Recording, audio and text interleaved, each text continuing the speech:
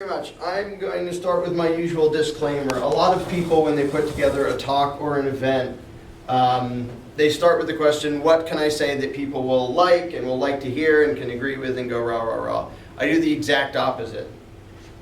I think, what can I say that will make people slightly uncomfortable and mess with their paradigms enough that they kind of feel a little bit like questioning everything.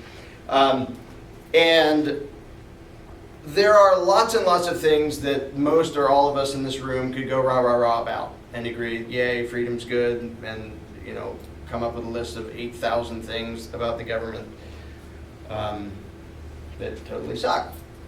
But as fun as it may be to be among like-minded people and say the same things and agree and say, yay, we're right, everybody else is wrong, we don't really learn anything from that. We only learn when we're up against a different opinion. So I'm intentionally going to try to push the comfort zone. And I do this no matter who I'm talking to. I try to find out the general attitude of the group and what they believe and what they care about, and then mess with their heads a little bit. And if you decide I'm wrong, the worst case scenario is you get better at arguing your position against me. But I'm going to skip all the zillions of things that we could easily agree about and go right to things that make people uncomfortable. Here's a question. What are you willing to do to fix the world? We had a nice list of it up here. I can tell you what most people are willing to do to fix the world. Most people are willing to point at somebody else and say, your belief system is stupid, and what you advocate is destructive and immoral, and you're ruining the world. That's pretty much what most people in the world ever do to try to fix the world. Now, I'm not against that. I do a whole lot of that myself, telling other people how their belief systems are bogus and destructive. However, if that's all anybody ever does, including whoever really is the problem, nothing gets fixed. So it's very important, however right we know we are, to regularly take a time out and re-examine our own assumptions and our own paradigms and our own belief systems to make sure that we are not accidentally getting something wrong. I'm going to suddenly fly into a tangent here. We just got a whole bunch of snow in Pennsylvania before I left on this trip. Our power was out for 4 days before I had to crawl out like a caveman and then drive to Arizona. And whenever it snows, there are some people in Pennsylvania who didn't grow up in Pennsylvania and don't know how to drive on snow and ice. And there's a particular road near where I live where everybody always flies into the ditch who doesn't know how to drive on ice. And my friend and I would, years ago, we would wait there knowing people are going to drive into that ditch, because they always do. And somebody will fly into the ditch and we'll say, okay, well, we're waiting here because we knew somebody would do that. We'll dig you out and we'll push this and push it.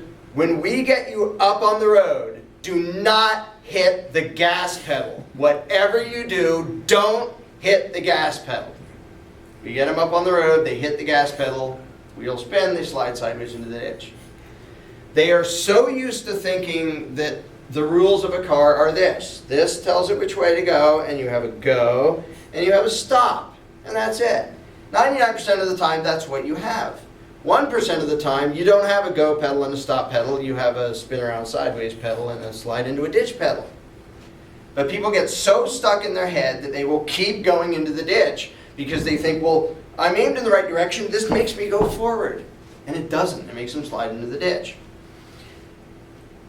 If I ask this group or any group, liberal, conservative, moderate, people who don't even pay attention to politics, whatever, are you for freedom? Are you for truth and justice? Do you want the good guys to win? Every group will say yes. No group's going to say, no, we're the bad guys, because you need to have bad guys for the good guys to fight against. So we volunteer to be evil. Nobody says that. If you asked a group of actual terrorists, they would say, we are fighting for truth and justice. Because everybody inside their own head thinks that they're the good guy. Now, if everybody is the good guy and has good intentions, why do we have the results we have? If you go out in the street and say, the U.S. government as it is now, is this what you wanted? Nobody will say yes.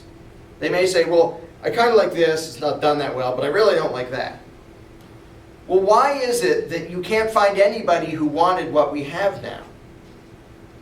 They might want pieces of it and wish those pieces were different and complain about other pieces. It's because they're all drivers in the snow and don't really know how reality works. The person who drives into the ditch, he's not stupid, and he's not evil, he's not trying to drive into the ditch, he's trying to drive up the road. And all the people who have worked and tried and campaigned and petitioned and done everything they could, every form of activism you can imagine, and driven the car of the nation into the ditch of tyranny over and over and over again, they didn't want it to go there. The Democrats don't want it there. The Republicans don't want it there. Moderates don't want it there. Libertarians don't want it there. Constitutionalists don't want it there. Nobody wants it there, but it goes there every time. If you look at a chart of government power, whether you measure it by spending or employees, or since before there was a constitution, there were very well-meaning groups trying to fight for liberty. And the entire time, government power increased and liberty went down. And every once in a while there was a temporary bump, but the pattern always continues. So why do we keep sliding into the ditch? It isn't because we're evil. It's not because we're trying to have what we have. It's because human beings in general do not understand the physics of politics. Just like drivers who don't know how to drive in the snow don't get that the stop and go pedals don't do that when you're on ice. So the talks I did across the country, and then the one I did in Arizona, and then the little groups along the way, my overall theme for this trip has been forgetting the lie. And my main point is this.